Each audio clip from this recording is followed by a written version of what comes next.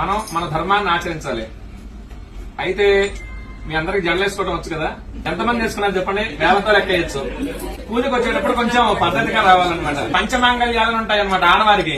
జుట్టు జడ వేసుకుని పూలు పెట్టుకోవడం, బొట్టు పెట్టుకోవడం, మంగళసూత్రాలు, మెట్టెలు, నల్ల పూసలు, గాజులు ఇవన్నీ కూడా ఈసారి నుంచి పూజకు వచ్చేటప్పుడైనా జడ వేసుకొని, బొట్టు పెట్టుకొని, గాజులు వేసుకొని అలా చేస్తూ ఉండాలి. ఎందుకంటే మన ధర్మాన్ని మనం కాపాడాలి. ఇప్పుడు మీ పిల్లలకు చెప్పాలనుకోండి, మీరేం చెప్తారు? ఇప్పుడు చెప్పబోయేది ఏంటంటే మీ పిల్లలకి ఇప్పటి నుంచే సంస్కృతి సాంప్రదాయాలు నేర్పండి. ఇప్పటి నుంచి నేర్పకపోతే తర్వాత వాళ్ళు అలవాటు పడరు. ఇప్పుడు నేను కొన్ని పూజలు చేయడానికి వెళ్ళినప్పుడు వీళ్ళు పెద్దవాళ్ళు ఇక్కడ పూజ చేస్తూ ఉంటారు, పిల్లలు బెడ్రూమ్ లోకి వెళ్ళి ఫోన్ నొక్కుంటున్నారు, టీవీ చూస్తూనే ఉంటారు. వాడి నుంచి పూజ దగ్గర కూర్చోమంటే కూర్చోడు. చిన్నప్పటి నుంచే ప్రయత్నపూర్వకంగా వాళ్ళతోటి స్తోత్రాలు గాని, శ్లోకాలు గాని, అసలు గుడి అంటే ఏంటి, పూజలంటే ఏంటి మనం తెలుసుకొని వాళ్ళకి తెలియజెప్పాలన్నమాట. అలా చేస్తే వాళ్ళు సంస్కారవంతులు అవుతారు. చదువు 30% ఉన్నా మిగతా 70% సంస్కారం ఉండాలి. ఆ సంస్కారం వల్లనే చివరి దశలో వాళ్ళు మనం చూసుకోగలిగేది అనమాట. వృద్ధాశ్రమాలు ఎందుకు ఉంటున్నాయంటే పిల్లల్లో అవగాహన లేక, పెద్దవాళ్ళు చెప్పక.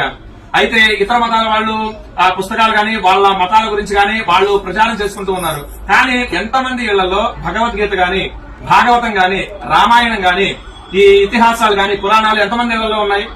ఒక పుస్తకాలు ఎంతమంది రోజు కనీసం ఒక్క శ్లోకం చదువుతున్నారా? వెరీ గుడ్ అండి. తర్వాత భగవద్గీతకి సంబంధించి ఒక శ్లోకమైనా మీరు చదువుతున్నారా? పిల్లలకి నేర్పిస్తున్నారా? లేదు. కాకపోతే ఈ సీరియల్స్, సినిమాలు వస్తూ ఉంటాయి, ఎంటర్టైన్మెంట్ ఉండొచ్చు జీవితంలో. కానీ జీవితం మొత్తం ఎంటర్టైన్మెంట్ కాకూడదు. మనకి 54 లక్షల జీవరాశులు ఉన్నాయి. వాటిల్లో విచక్షణ కలిగింది, బుద్ధి కలిగింది ఒక మనుషులకి మాత్రమే. మనకి జ్ఞానం ఉంది, బుద్ధి ఉంది. మనం హిందూ ధర్మంలో పుట్టినందుకు ఖచ్చితంగా మన హిందూ ధర్మాన్ని పాటిస్తూ ఒకళ్ళ మతం మారకుండా కాపాడే విధంగా మనం ఉండాలన్నమాట. ఇప్పుడు ఎడారి మతం వాడు వచ్చేసి నా మతంలో ఇది ఉంది అని చెప్పినప్పుడు మనం కూడా చెప్పగలగాలిగా. శివుడు ఎంత శక్తివంతుడు, రాముడు ఎంత శక్తివంతుడు, విష్ణుమూర్తి ఎంత శక్తివంతుడు, వీళ్ళు ఎంతమందితో యుద్ధం చేశారు, ఏమేం చేశారని మనకు తెలియాలి ముందు, వాళ్ళకి చెప్పాలి అంటే. లేదు అంటే వాడు చెప్పేది నిజం అనుకుంటాం.